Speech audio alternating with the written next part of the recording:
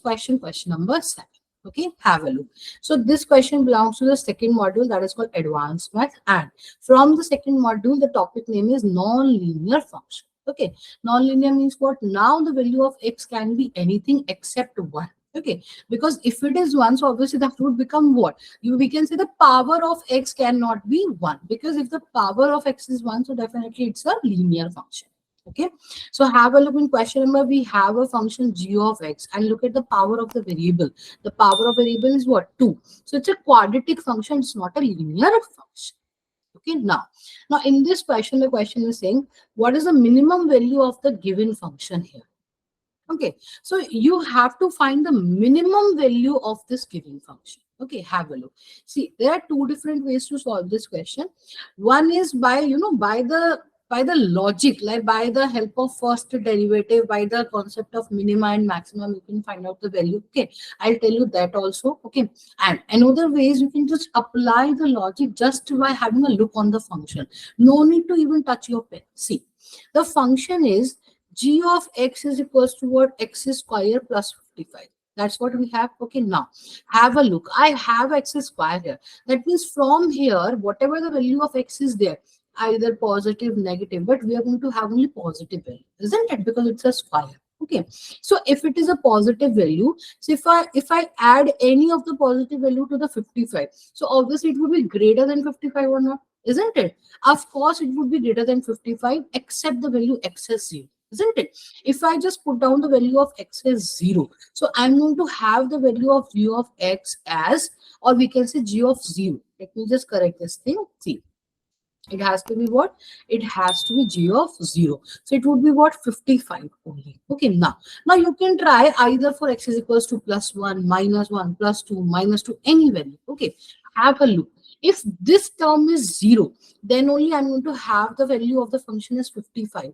But if this term is not 0, that means it has to be a positive one because it's square. So even if it is +1, so it would become what? 56. Okay. Even if it is +2, so it would become what? 57. Okay. So how can we have the minimum value of this function? Because this number is going to be positive.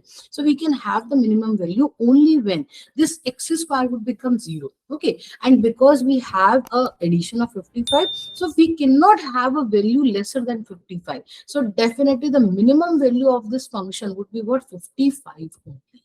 Okay, so definitely out of the correct, or out of the given options, option C is the correct one, which is saying that option C has to be the correct one. 55 would be the minimum value.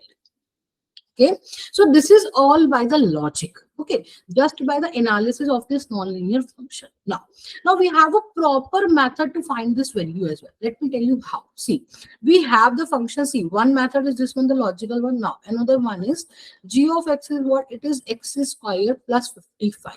Okay, now we are looking for what? We were looking for the minimum value. Okay, now in order to find either the minimum or the maximum value of the function, there are certain steps. So what are the steps? The step number 1 suggests, first of all, you just find out the very first derivative of the function. That means what? You just find out dg over dx. Okay, so let's just do that. Let's just find out what is dg over dx. So if I do so, I'm going to have dg over dx. That means the first derivative of this function with respect to x. So I'm going to have only 2x. I'm going to have that. Okay, so this is my step number 1. Now step number 2 suggests just put down this dg over dx equals to 0. Okay, and solve for x. Okay, so the value which you are going to receive as x, that would be the point of minima. That means this is going to be the value of x at which this function is going to have the minimum value. Are you getting my point? So let's just do that together. So see, if I just put down this 2x equals to 0. So what is the value of x then? So can I say x would be 0 again? Because if 2x is 0, so x is also 0. Okay, so we can say this x is equals to 0 is the point of minima. What does this mean? That means this function will have the minimum value at x is equals to 0. So just that much is the meaning of this point of minimum. Okay, now because we know this function will have the minimum value at x is equals to 0, then the third step suggests, because see, we were looking for the minimum value of the function. Now that means minimum value of what? Of g of x. So it would be what? It would be g of 0. Okay, so just that's what you have to find out, like what is the point of minima, then calculate the value of that function at that point. Now what does this mean? So g of 0 would be what? It would be 0 square plus 55. So is it coming out as 55 or not? See, still we are receiving the minimum value as what? 55. Okay, so this is what is your answer, or you can say this is the minimum value of the function g of x. Okay, so either you find out by the logic or you proceed with the conventional method with the help of maxima and minima. The answer would remain same. Okay, so I have illustrated both the methods, but my suggestion is always try to understand the logic so that you can, save your time. Okay, and don't try to write down step by step solution. If you have the logic, if just by having a look onto the question, I can find out the question, I can find out the answer. So why would I go for the step by step solution? It's a MCQ one. Okay, it's not a conventional exam. Are you getting my point? So always try to go ahead with a kind of question which saves your time. Always try to go ahead with a kind of solution which saves your time. Okay, so by the logic and by the conventional way, from both of the method, we are getting the answer as 55. So definitely the minimum value of the function would be what? It would be 55. Okay.